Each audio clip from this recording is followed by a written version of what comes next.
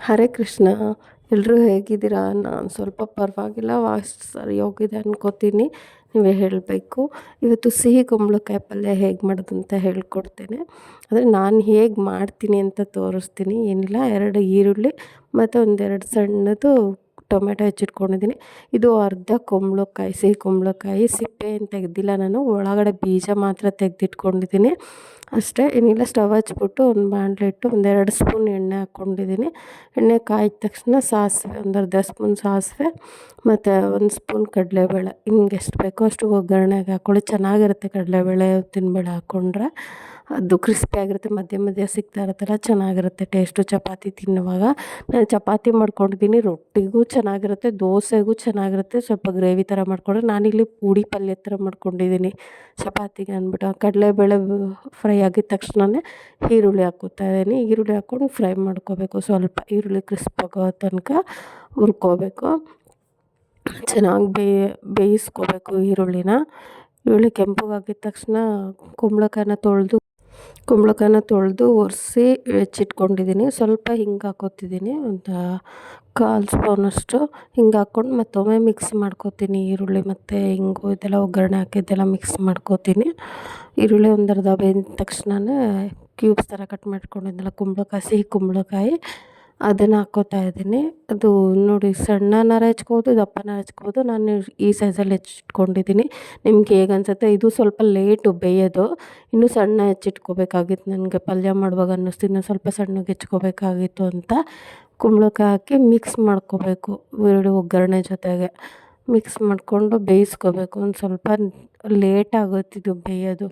ನಾನು ಸ್ವಲ್ಪ ಸಣ್ಣಗೆ ಹೆಚ್ಕೊಂಡಿದ್ರೆ ಬೇಗ ಆಗ್ತಿತ್ತು ಅನ್ಕೋತೀನಿ. ಸಂಜೆ ಟೈಮ್ ಮಾಡ್ಕೋತಿದ್ದೆ ರಾತ್ರಿ ಊಟಕ್ಕೆ ಅಂದ್ಬಿಟ್ಟು. ಚಪಾತಿ ಮತ್ತು ಕುಂಬಳಕಾಯಿ ಪಲ್ಯ ತುಂಬ ಚೆನ್ನಾಗಿತ್ತು. ನೀವು ಒಂದು ಸಲ ಟ್ರೈ ಮಾಡಿ, ನಿಮಗೂ ಇಷ್ಟ ಆಗ್ಬೋದು.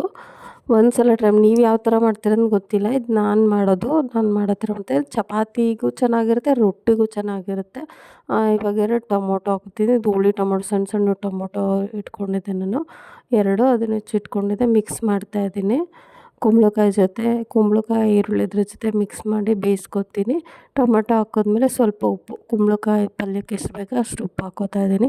ಸ್ವಲ್ಪ ಕಡಿಮೆನೇ ಹಾಕ್ಕೋತೀನಿ, ಆಮೇಲೆ ಬೇಕಿದ್ರೆ ನೋಡ್ಕೊಂಡು ಸೇರಿಸ್ಕೋಬೋದು. ಉಪ್ಪು ಜಾಸ್ತಿ ಆದರೆ ಕಷ್ಟ ಆಗುತ್ತೆ, ಅದಕ್ಕೆ 1-2 ಸ್ಪೂನ್ ಉಪ್ಪು ಹಾಕ್ಕೊಂಡು ಆಮೇಲೆ ಮಿಕ್ಸ್ ಮಾಡಿಕೊಡ್ತೀನಿ. ಇದಕ್ಕೆ ಬೆಲ್ಲನೂ ಹಾಕ್ಕೋತಾರೆ, ನನಗಷ್ಟು ಇಷ್ಟ ಆಗೋಲ್ಲ. ಇದು ಮೊದಲೇ ಸಿಹಿ ಕುಂಬಳಕಾಯಿ, ಬೆಲ್ಲ ಹಾಕ್ಕೊಂಬಿಟ್ರೆ ಇನ್ನೂ ಚೆನ್ನಾಗಲ್ಲ ಅನ್ಸ್ಕೋತೀನಿ. ಅದಕ್ಕೆ ನಾನು ಹಾಕ್ಕೊಳ್ಳಲ್ಲ. ಬರೀ ಟೊಮೆಟೊ, ಈರುಳ್ಳಿ, ಕಾಯಿ ಹಾಕ್ಬಿಟ್ಟು ಮಾಡ್ಕೋತೀನಿ ಅಷ್ಟೇ.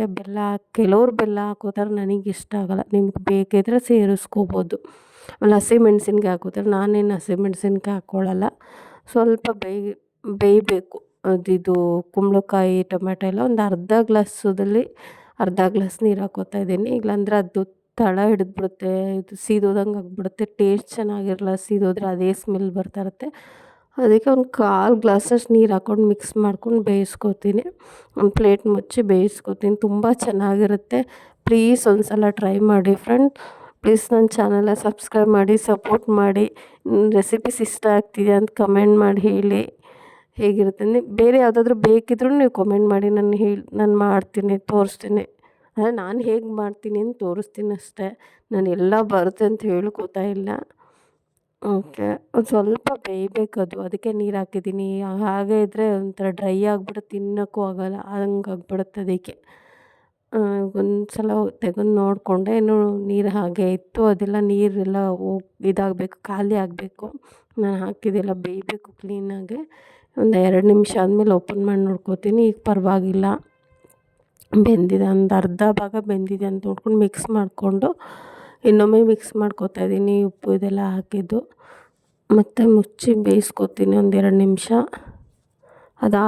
ಬೆಂದ ಮೇಲೆ ಈಗ ನೋಡ್ಕೊಂಡು, ಅದು ಸ್ಪೂನಲ್ಲಿ ಹಿಂಗೆ ಪ್ರೆಸ್ ಮಾಡಿದ್ರೆ ಕಟ್ಟಾಗುತ್ತೆ ಕುಂಬಳಕಾಯಿ ಪೀಸ್, ಆವಾಗ ಬೆಂದಿದೆ ಅಂತ. ಈಗ ಅರ್ಧ ಬೆಂದಿದ್ರೆ ಅದು ಕಟ್ಟಾಗೋದೇ ಇಲ್ಲ. ಸ್ಪೂನಲ್ಲಿ ಬೆಂದಿದ್ರೆ ಮಾತ್ರ ಕಟ್ಟಾಗುತ್ತೆ. ಆಗಿದ ತಕ್ಷಣ ಬೆಂದಿದೆ, ಒಂದು 70% ಬೆಂದಿದೆ ಅನ್ಕೋತೀನಿ. 50 to 70% ಬೆಂದಿದೆ ಅನ್ಕೋತೀನಿ. ಬೆಂದಾದಮೇಲೆ ಸ್ವಲ್ಪ ಸಾಂಬಾರು ಪುಡಿ, ಬೇಳೆ ಸಾಂಬಾರು ಪುಡಿ ಹಾಕ್ಕೋತೀನಿ. ನಾನು ಬೇಳೆ ಸಾಂಬಾರಿಗೆ ಯೂಸ್ ಮಾಡ್ತೀವಲ್ಲ, ಅದೇ ಪೌಡ್ರ್ ಹಾಕ್ಕೋತೀನಿ. ಬೇಳೆ ಸಾಂಬಾರು ಪುಡಿ ಒಂದು 2 ಸ್ಪೂನು, ಒಂದೊಂದು ಖಾರ ಕಡಿಮೆ ನಿಮಗೆ ಬೇಕು ಅಂದರೆ ಹಾಕ್ಕೋಬೋದು. ಇನ್ನೊಂದು ಅರ್ಧ ಗ್ಲಾಸ್ ನೀರು ಹಾಕ್ಕೊಂಡು, ಅದು ಸಾಕಾಗಿಲ್ಲ ಅದಕ್ಕೆ ಇನ್ನೊಂದು ಅರ್ಧ ಗ್ಲಾಸ್ ನೀರು ಹಾಕ್ಕೊಂಡು ಮಿಕ್ಸ್ ಮಾಡಿಕೊಂಡು ಈಗ ಬೇಳೆ ಸಾಂಬಾರು ಪುಡಿ ಹಾಕ್ಕೊಂಡು ಮಿಕ್ಸ್ ಮಾಡ್ಕೊತೀನಿ. ಅದು ಅಷ್ಟೇ ಖಾರ. ನಾನೇನು ಹಸಿಮೆಣ್ಸಿನ್ಕಾಯಿ ಎಲ್ಲ ಹಾಕ್ಕೊಳ್ಳಲ್ಲ. ಕೆಲವ್ರು ಹಾಕ್ಕೋತಾರೆ, ನಾನು ಹಾಕ್ಕೊಳ್ಳಲ್ಲ. ಬೇಕು ಅಂದರೆ ನೀವು ಹಾಕ್ಕೋಬೋದು, ಅದು ಚೆನ್ನಾಗಿರುತ್ತೆ ಟೇಸ್ಟು. 2 ಸ್ಪೂನ್, 2ರಿಂದ 2.5 ಸ್ಪೂನ್ ಬೇಳೆ ಸಾಂಬಾರು ಪುಡಿ ಹಾಕ್ಕೊಂಡು ಆಮೇಲೆ ಸ್ವಲ್ಪ ತೆಂಗಿನಕಾಯಿ ತುರಿ ಹಾಕ್ಕೊತೀನಿ. ಕೊತ್ತಂಬರಿ ಸೊಪ್ಪು ಹಾಕ್ಕೊಂಡಿಲ್ಲ ನಾನು. ಬೇಕು ಅಂದರೆ ಕೊತ್ತಂಬರಿ ಸೊಪ್ಪು ಹಾಕ್ಕೋಬೋದು ನೀವು ಅದಕ್ಕೆ. ನಾನು ಹಾಕ್ಕೊಂಡಿಲ್ಲ, ನೀವು ಬೇಕು ಅಂದರೆ ಹಾಕ್ಕೊಳ್ಳಿ. ಸ್ವಲ್ಪ ತೆಂಗಿನಕಾಯಿ ಮತ್ತು ಸಾಂಬಾರು ಪುಡಿ ಹಾಕ್ಬಿಟ್ಟು ಇನ್ನೊಮ್ಮೆ ಒಂದು 2-3 ನಿಮಿಷ ಬೇಯಿಸ್ಕೊಂಡ್ರೆ ಸಾಕಾಗುತ್ತೆ. 5ರಿಂದ 10 ನಿಮಿಷದ ಒಳಗಡೆ ಬೇಗ ಆಗೋಗ್ಬಿಡುತ್ತೆ ಪಲ್ಯ. ಆದರೆ ಇದು ಸಣ್ಣಗೆ ಹೆಚ್ಕೋಬೇಕಾಗಿತ್ತು, ನಾನು ಅದನ್ನು ಮಿಸ್ಟೇಕ್ ಮಾಡಿಕೊಂಡೆ. ಸ್ವಲ್ಪ ಕ್ಯೂಬ್ಸ್ ದಪ್ಪ ದಪ್ಪದ ಥರ ಹೆಚ್ಚಿಟ್ಕೊಂಡೆ ಬಾಯಿಗೆ ಸಿಗೋಂಗಾಗಲಿ ಅಂತ. ಇದೇ ನಾವು ದೋಸೆಗೆ ಮಾಡ್ಕೋತೀವಿ ಅಂದರೆ ಇದೇ ಸೇಮ್ ಇಂಗ್ರೀಡಿಯೆಂಟ್ಸ್ನ ಸ್ವಲ್ಪ ರುಬ್ಬಿಟ್ಟು ಹಾಕೋದ್ರೆ ಮುಗೀತು ಅಷ್ಟೇ, ಇನ್ನೇನು ಇಲ್ಲ. ಈರುಳ್ಳಿ ಒಗ್ಗರಣೆಗೆ ಹಾಕ್ಕೊಂಡು ಇದೇ ಸೇಮ್ ಇಂಗ್ರೀಡಿಯೆಂಟ್ಸ್ನ ರುಬ್ಬಿಟ್ಟು ಹಾಕಿದ್ರೆ ಸೆಟ್ ದೋಸೆಗೆಲ್ಲ ತುಂಬ ಚೆನ್ನಾಗಿರುತ್ತೆ. ಇಡ್ಲಿಗೂ ಚೆನ್ನಾಗಿರುತ್ತೆ. ನನಗೇನು ಇಷ್ಟ ಆಗೋಲ್ಲ, ಚಪಾತಿ ಕುಂಬಳಕಾಯಿ ಪಲ್ಯನೇ ನಂಗೆ ಇಷ್ಟ ಆಗೋದು. ಅದಕ್ಕೆ ನಾನು ಹೀಗೆ ಮಾಡ್ಕೋತೀನಿ. ಇನ್ನೊಮ್ಮೆ ಮಿಕ್ಸ್ ಮಾಡ್ಕೋತೀನಿ. ನಾನು ನೀರು ಹಾಕಿದ್ದು ಇದೇ ಉದ್ದೇಶಕ್ಕೆ. ಸಾಂಬಾರು ಪುಡಿ ಹಾಕಿದಾಗ ಅದು ಹೊಂದ್ಕೊಳ್ಳಲ್ಲ ಕುಂಬಳಕಾಯಿ ಜೊತೆಗೆ. ಅದಕ್ಕೆ ಒಂದು ಅರ್ಧ ಗ್ಲಾಸ್ ನೀರು ಹಾಕಿ ಮಿಕ್ಸ್ ಮಾಡಿಕೊಂಡು ಈಗ ಆ ಕಡೆ ಸ್ಟವ್ಗೆ ಶಿಫ್ಟ್ ಮಾಡ್ಕೊಂಡಿದ್ದೀನಿ, ಮುಚ್ಚಿಟ್ಟಿದ್ದೀನಿ. ಆ ಸಾಂಬಾರು ಪುಡಿ ಹಸಿ ವಾಸನೆ ಎಲ್ಲ ಹೋಗಬೇಕು. ಅವಾಗ ಬೆಂದಾಗ ತುಂಬ ಚೆನ್ನಾಗಾಗುತ್ತೆ. ನಾನು ತೋರಿಸ್ತೀನಿ ಇವಾಗ. ಒಂದು ಚಪಾತಿ ಮಾಡ್ಕೋತೀನಿ ನಾನು, ಸಾಕು ನನಗೆ ಒಂದು ಚಪಾತಿ. ಇನ್ನು ನನ್ನ ಮಗ ಬಂದಾಗ ಬೇಕಾದರೆ ಮಾಡಿಕೊಡ್ತೀನಿ. ಬಿಸಿ ಬಿಸಿದು, ಅವನೆಲ್ಲ ಹೊರಗಡೆ ಹೋಗಿದ್ದಾನೆ. ಹಾಗಾಗಿ ಈಗ ನೋಡಿ ಬೆಂದಿದ್ದು ತೋರಿಸ್ತಾ ಇದ್ದೀನಿ. ಸ್ವಲ್ಪ ತಿರುಗಿಸ್ಕೊಂಬಿಟ್ಟು ಬೆಂದಿದೆ, ಈಗ ಪೂರ್ತಿ ಬೆಂದಿದೆ. ಅಷ್ಟೇ ಸಾಕು. ಇನ್ನೂ ಸ್ಮ್ಯಾಶ್ ಆಗಿಬಿಟ್ರೆ ಅದು ತಿನ್ನೋಕ್ಕೆ ಆಗೋಲ್ಲ. ಅದು ಕುಂಬಳಕಾಯಿ ಅಂತ ಅನಿಸೋದೇ ಇಲ್ಲ. ಆಲೂಗಡ್ಡೆ ಇದ್ರ ಥರ ಸ್ಮ್ಯಾಶ್ ಆಗುತ್ತಲ್ಲ, ಹಂಗಾಗ್ಬಿಡುತ್ತೆ. ಹಾಗಾಗಿ ಈಗ ಬೆಂದಿದೆ. ಆಫ್ ಮಾಡಿಕೊಂಡು ಒಂದು ಚಪಾತಿ ಮಾಡ್ಕೋತೀನಿ. ತುಂಬ ಚೆನ್ನಾಗಿರುತ್ತೆ. ಒಂದು ಸಲ ಟ್ರೈ ಮಾಡಿ. ಕುಂಬಳಕಾಯಿ ತಿನ್ನಲ್ಲ ಅನ್ನೋರು ತಿಂತೀರ. ಅದೇ ಶೀತ ಅಂತ ಹೇಳ್ತಾರೆ, ನಂಗೆ ಗೊತ್ತಿಲ್ಲ. ಇದು ತಿಂದೇ ಶೀತ ಆಯಿತೋ ಏನೋ ನನಗೆ ಗೊತ್ತಿಲ್ಲ. ಇದು ತಿಂದಮೇಲೆ ಹಿಂಗಾಯಿತೋ ಅಂತಲೂ ಗೊತ್ತಿಲ್ಲ. ಶೀತ ಆಗೋಕ್ಕಿಂತ ಮುಂಚೆ ತಿಂದಿದ್ದು ನಾನು ಇದನ್ನು. ವಾಯ್ಸ್ ಓವರ್ ಕೊಡೋಕ್ಕಾಗಿರಲಿಲ್ಲ, ಅದು ತುಂಬ ಗಂಟ್ಲು ಕಟ್ಕೊಂಡಿತ್ತು. ಹಾಗಾಗಿ ನಾನು ಮಾಡಿರಲಿಲ್ಲ, ಅಷ್ಟೇ ಎಡಿಟ್ ಮಾಡ್ಕೊಂಡಿರಲಿಲ್ಲ. ಈಗ ಮಾಡ್ತೀನಿ ನೋಡಿ. ಚಪಾತಿ ಹಾಕ್ಕೊಂಡು, ನಾನು ಎಣ್ಣೆ ಹಾಕ್ಕೊಳ್ಳಲ್ಲ ಚಪಾತಿ, ಡ್ರೈ ಚಪಾತಿ ಹಾಗೆ ಫುಲ್ ಥರ ಇದು ಮಾಡ್ಕೋತೀನಿ.